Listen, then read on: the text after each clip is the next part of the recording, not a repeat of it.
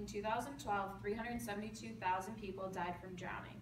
This makes drowning the third leading cause of unintentional injury death worldwide.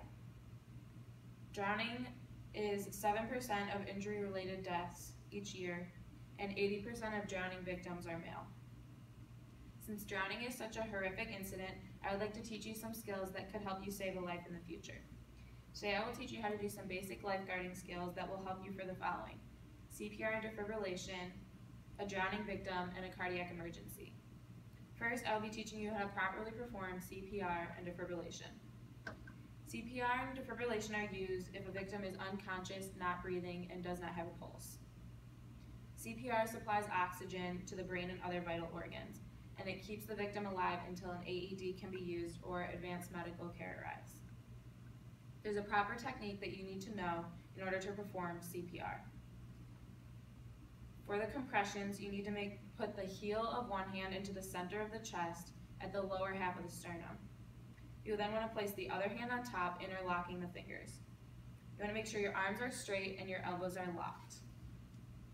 For an adult, you need to make sure that your compressions go in at least 2 inches, or for a child, they need to go in 1.5 to 2 inches.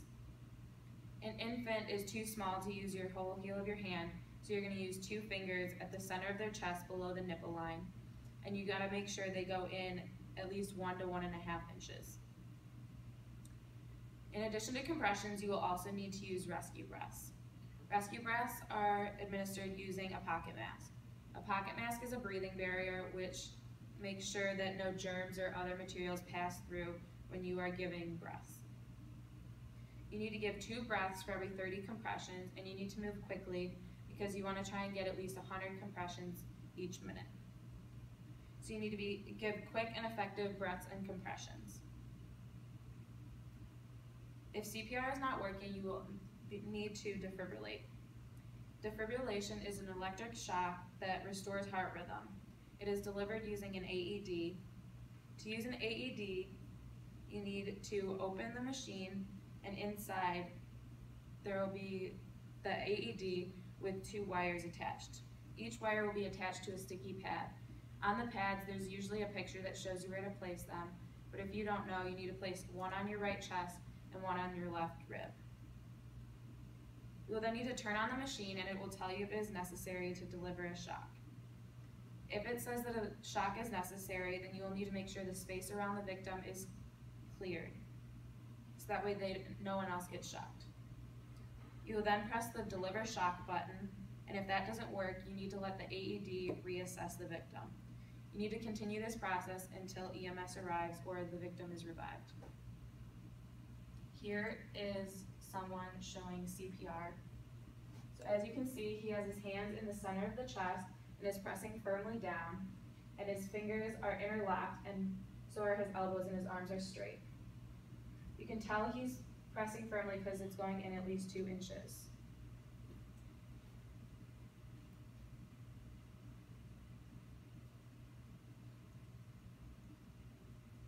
He's now giving rescue breaths, and as you can see, the chest will rise if you're giving effective breaths. If not, you will need to tilt the airway more open.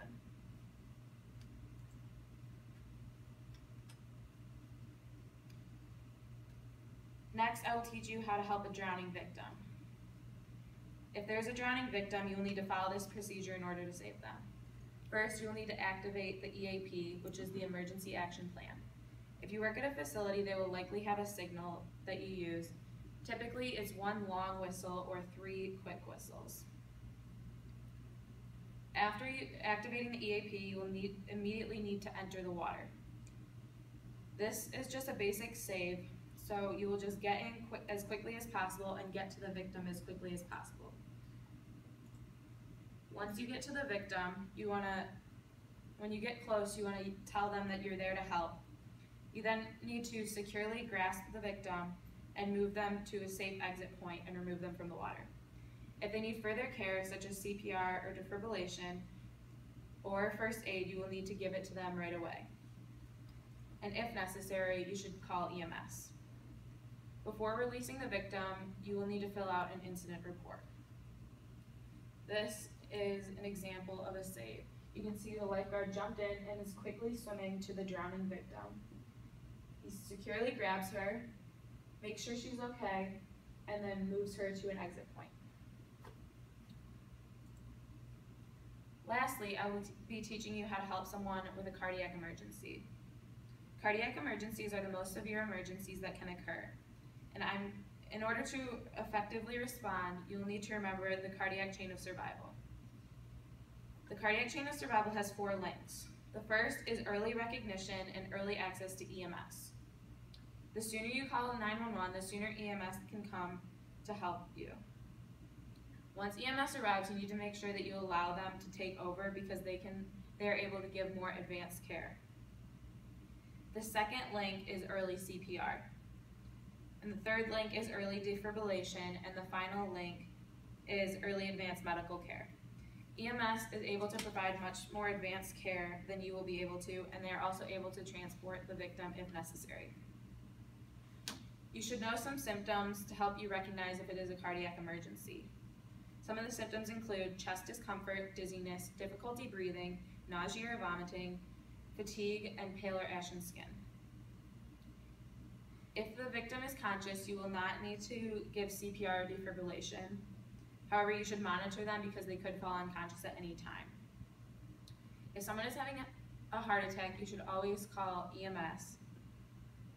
And if they are conscious, you need to make sure they stay comfortable until EMS arrives.